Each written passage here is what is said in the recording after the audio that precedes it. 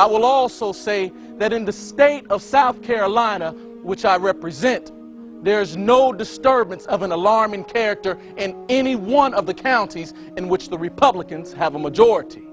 The troubles are usually in those sections in which the Democrats have control. I say to the entire membership of the Democratic Party that upon your hands rests the blood of the loyal men of the South. Disclaim it as you will, but the stain is there to prove your criminality before man and God in the world in the day of retribution, which will surely come. I pity the man or party of men who would seek to ride into power over the dead body of a legitimate opponent. I can say for my people that we are fully determined to stand by the Republican Party and the government. We have resolved to be loyal and firm, and as Queen Esther said long ago, if we perish, we perish. I earnestly hope that this bill will pass. That bill did pass, but only over the united opposition of Democrats. In fact, no Democrat, not a single one, either from the North or the South, supported the Civil Rights Bill to punish Klan violence. 4 years later, Black Americans again played a significant role in the debates on a Civil Rights Bill, this time the Civil Rights Bill of 1875 to prohibit segregation and racial discrimination. Following one Democratic tirade against the bill, Representative Robert Brown Elliott rose to respond.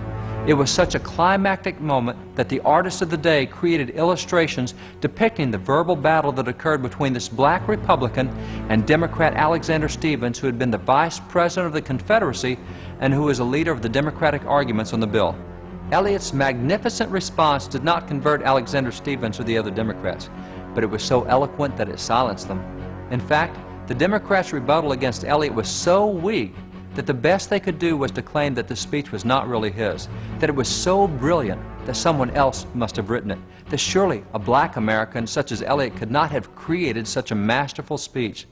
He so completely befuddled them with his oratorical skills that all they could do was claim that someone else must have written his speech. Representative John Roy Lynch of Mississippi, in closing his speech on the same bill, predicted what he believed would be the outcome of the vote. In conclusion, Mr. Speaker, I say to the Republican members of the House that the passage of this bill is expected by you.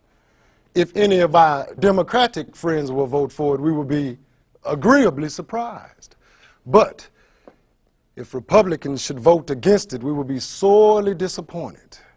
But I have no fears whatever in this respect.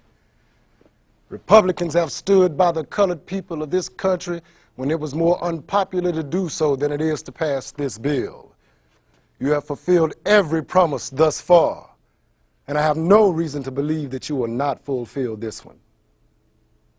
That Civil Rights Bill did pass, but regrettably, Representative Lynch did not receive the surprise he'd hoped for. It was exactly as he had suspected.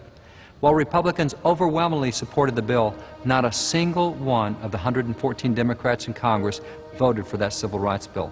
That Civil Rights Bill, like the others, was passed by Republicans over strident and virtually unanimous opposition of Democrats. That 1875 Civil Rights Bill was the last of the almost 24 civil rights bills passed by Republicans. In fact, following the passage of that 1875 bill, it would be nearly 90 years before the next civil rights law was passed. Why did the rapid progress come to an abrupt halt after 1875? Because in 1876, Democrats gained control of the U.S. House for the first time since 1861. Therefore, with the divided Congress, Democrats successfully blocked any further progress in the civil rights arena. Facing such strident and irrational Democrat obstructionists, the enthusiasm for fighting in that arena soon waned and civil rights momentum was lost.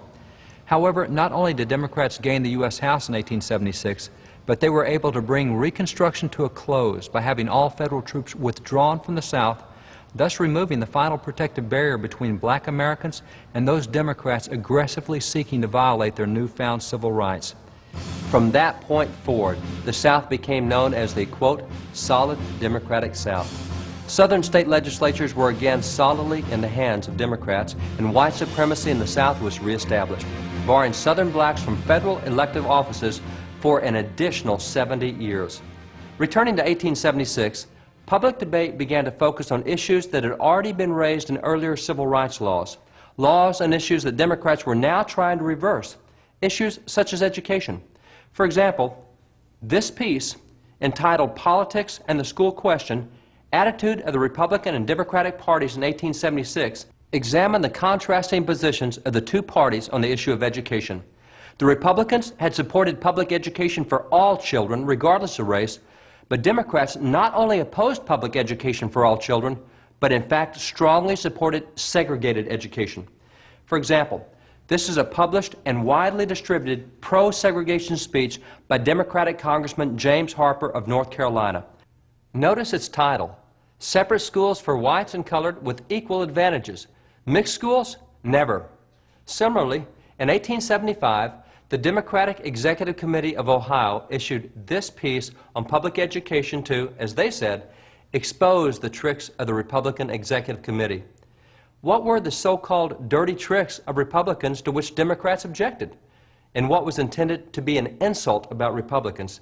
The only positive action of the Republican Party on the school question in Ohio is to destroy the system by requiring that whites and blacks be educated together. The Democratic response against open education for black youth sometimes went beyond words to acts of violence, such as when they burned down 8 schools in Memphis in which black youth were being taught.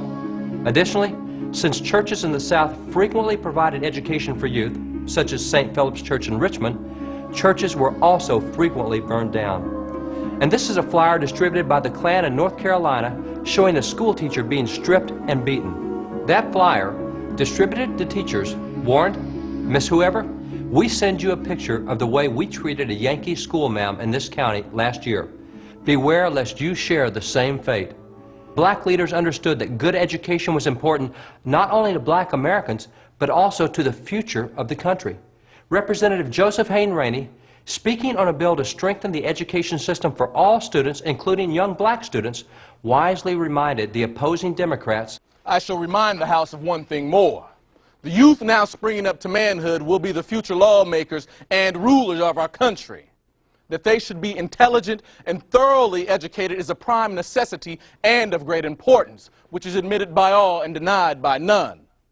All that may be done with this end in view will be returned with an increased interest. I truly hope that those Democrats who oppose this bill will reconsider their opposition and give it their vote when the question shall again be before the House. For one, I shall give it my hearty support, believing it to be just and beneficial in its provisions. Unfortunately, 87% of the Democrats in Congress at that time voted against that education bill. Segregated, inferior, and dilapidated schools for blacks became the norm in the southern states under Democratic control.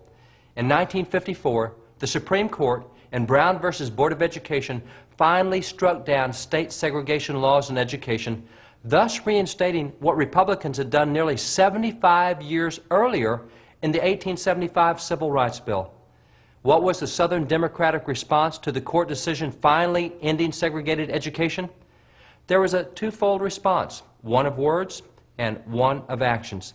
In the category of words, 100 Democrats in Congress, 19 senators and 81 representatives, passed the Southern Manifesto denouncing the court's decision to end segregation. Those 100 Democrats declared in 1956 that desegregation was, quote, certain to destroy the system of public education and that there would be what they called an explosive and dangerous condition created by this decision. Also in the category of words, Democratic Governor Herman Talmadge of Georgia issued a written attack on the court decision and promised that, quote, there will never be mixed schools while I am governor.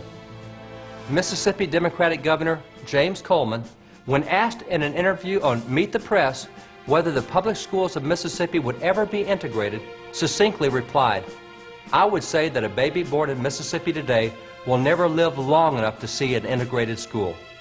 This was typical of what many Southern Democrats did in the category of words.